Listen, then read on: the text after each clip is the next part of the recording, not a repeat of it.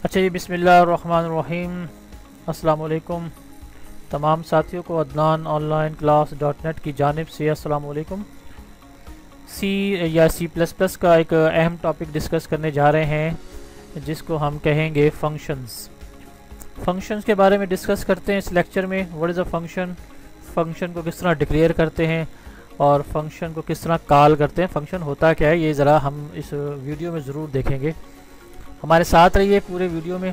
तो चलते हैं फंक्शन की डेफिनेशन की तरफ कि what is a function in C plus plus. C plus plus में फंक्शन का क्या वजूद है, किस मकसद के लिए यूज़ किया जाता है, आइए ज़रा देखते हैं। तो फंक्शन की अगर हम डेफिनेशन देखें तो इसकी बड़ी आसान डेफिनेशन है। Function is a block of code which is use to perform particular task. याद रखना, फंक्शन किसी भी लैंग्वेज में, ज़रूरी नहीं है सी या सी प्लस प्लस में, हर लैंग्वेज में, जावा हो गई, ठीक है, सी शार्प हो गई, विजुअल बेसिक हो गई, ठीक है, आपकी कोई भी डेटाबेस लैंग्वेज ही हो गई, क्यों नहीं होगी, जितनी भी कंप्यूटर साइंस की लैंग्वेज है उसकी डेफिनेशन यही है फंक्शन की कि फंक्शन एक ब्लॉक ऑफ कोड होता है which is use to perform particular task, जो एक ख़ास काम करता है। ये आपने जहन में रखनी है कि पर्टिकुलर टास्क काम होगा, ये एक ख़ास काम करेगा जी फंक्शन, पर्टिकुलर टास्क। और ब्लॉक ऑफ कोड्स होते हैं ये जो ख़ास काम करते हैं।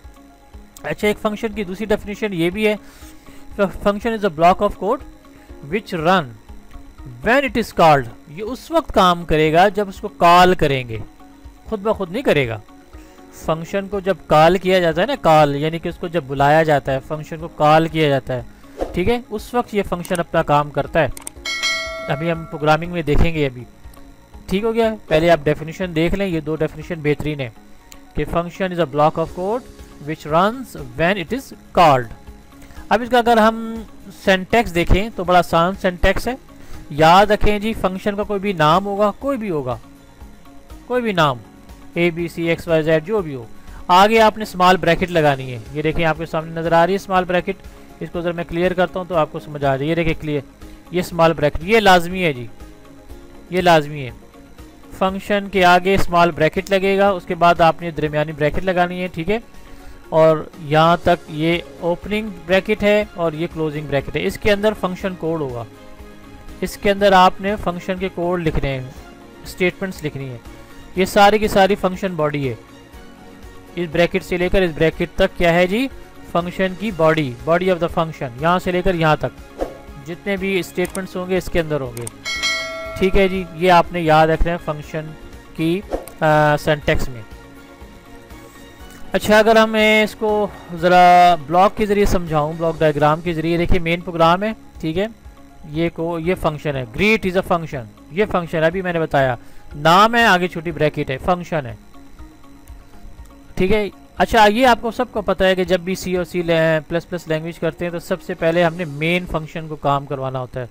सबसे पहले मेन फंक्शन काम करेगा, ठीक है, यानी कि कोड सबसे पहले, कर्सर सबसे पहले इधर आएगा, यहाँ अपना काम करेगा, करता रहेगा, जैसे उसको ग्रीट मिलेगा कि ना, ग्रीट, तो याद रखना ये फंक्शन है। फंक्शन अपने जैसे फंक्शन को कॉल करता है, ये याद रखना।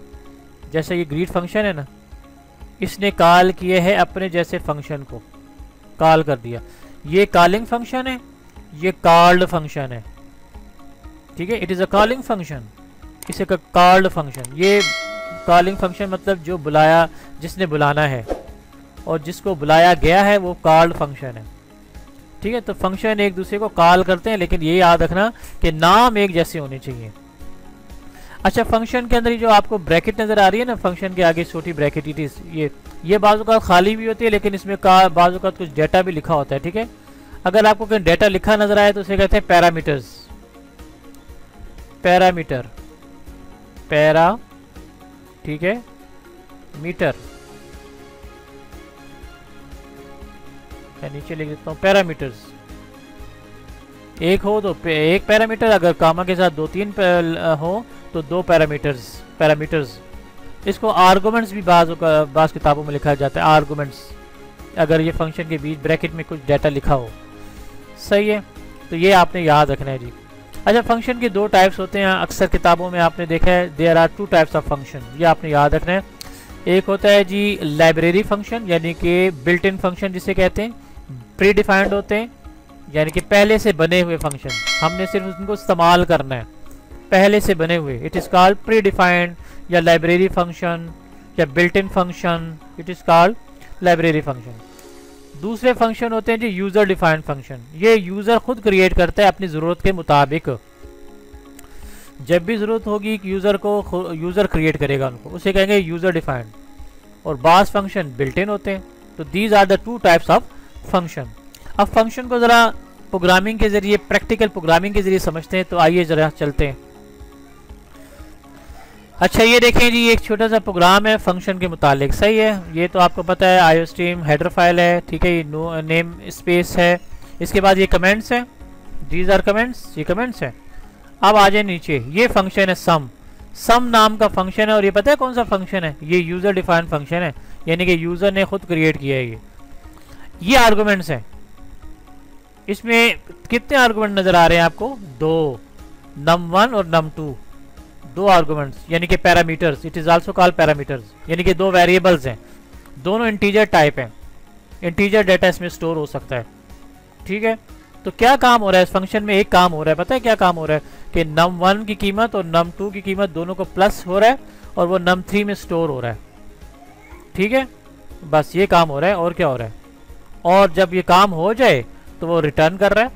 जब फंक्शन अपना काम मुकम्मल कर लेता है ना, तो कीमत जो रिजल्ट आता है ना, तो वापस उसी जगह भेजा जाता है जहाँ से फंक्शन आया था, ठीक है। अब ये गौर से देखें जी, मेन फंक्शन, ये आपको पहले भी बताया है कि ये सबसे पहले कॉल होगा।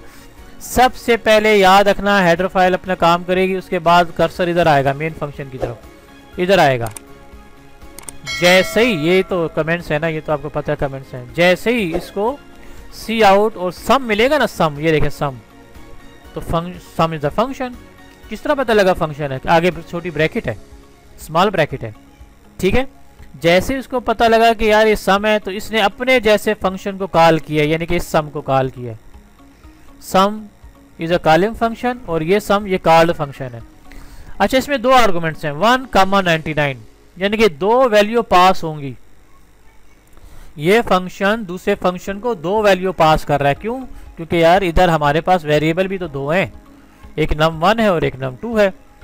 ये 1 जो है ना, 1 ये जाएगा जी num1 में स्टोर होगा। अच्छा, 99 जो जाएगा ना, ये num2 में स्टोर होगा, कॉल होगा, ठीक है। 1 num1 में और 99 num2 में, सही हो गया। बस अब तो समझ आ गई। अब num1 में क्या है? 1 है, और num2 में क्या है? 99 है। दोनों को जमा करें, क्या हो गया? 100। तो 100 num3 में आ गया, हो गया। अब रिटर्न num3, जैसे इसको रिटर्न मिलेगा तो ये वापस कीमत इधर आ जाएगी, इधर तो सी आउट की शक्ल में प्रिंट हो जाएगा। क्या? 100 प्रिंट होगा, 100, ठीक है। इसको ज़रा रन करते हैं, पहले प्रोग्राम सेव करें, प्रोग्राम को सेव करें भाई, फंक्शन के नाम से ज़रा सेव करते हैं, ठीक है। ये मैंने फ़ोल्डर बनाया हुआ है, फ़ोल्डर बना दिया है, तो मैं जी फंक्शन के नाम से सेव कर दिया, सेव हो गया प्रोग्राम। अब ज़रा मैं रन करता हूँ, ज़रा गौर से देखें। अच्छा, ये बटन दबाना है आपने, कंपाइल एंड रन, यानी कि F11। जैसे ही मैंने क्लिक किया तो कंपाइल हुआ, रन हुआ, और 100 आना चाहिए भाई, 100। ये देखें जी, आ गया 100 नज़र आ रहा है आपको? क्यों? क्योंकि 1 पास हुआ num1 में, 99 पास हुआ num2 में, दोनों जमा हो गए, num3 में स्टोर हो गया और रिटर्न हो गया जी num3, इधर आ गया वैल्यू और यहाँ आकर प्रिंट हो गया, यानी कि 100। अब मैं ज़रा यहाँ ना चेंज करता हूँ, यहाँ करता हूँ जी 10, ठीक है। अब ये 10 स्टोर होगा num1 में। अच्छा, मैं सेव कर लेता हूँ पहले, हो गया ना। अब क्या प्रिंट होना चाहिए आपको मुताबिक बोले? यानी कि 99 और 10 का प्लस होना चाहिए ना। 10 जाएगा num1 में, 99 जाएगा num2 में, ठीक है। ये देखिए जी, मैं जैसे ही मैंने रन किया तो ये देखिए जी 109 109 109 इसकी कीमत आ गई। तो बताना मकसूद ये था कि फंक्शन इस तरह काम करता है, ठीक है। फंक्शन अपने जैसे फंक्शन को कॉल करेगा और जब कॉल हो जाएगा तो वो जाके प्रिंट हो जाएगा, ठीक है ना। अब एक और प्रोग्रामिंग की ज़रा मैं आपको प्रैक्टिस दिखाता हूँ। अच्छा ये देखें जी, एक दूसरा फंक्शन है, लेकिन ये है बिल्ट इन फंक्शन। पहले जो भी प्रोग्रामिंग आपने देखी है ना, ये आपको मैंने बताया था, ये यूज़र डिफाइंड फंक्शन था, ठीक है ना, वो यूज़र डिफाइंड फंक्शन था जिसमें सम इस्तेमाल हुआ था। ये है built in function. Built in function अभी आपको बता चुके हैं, वो फंक्शन होते हैं जो पहले से मौजूद होते हैं, सिर्फ हमने उनको इस्तेमाल करना होता है। यानी कि इसको कहते हैं बिल्ट इन फंक्शन या सिस्टम फंक्शन, ठीक है। इसके मुख्तलिफ नाम है, बिल्ट इन और प्री डिफाइंड फंक्शन, ठीक है जी, मुख्तलिफ नाम है इसके। अब ये देखें प्रोग्रामिंग में, ज़रा पहले तो प्रोग्राम को समझे ना, कि ये तो हेडर फाइल है, ठीक है, ये मेन फंक्शन है।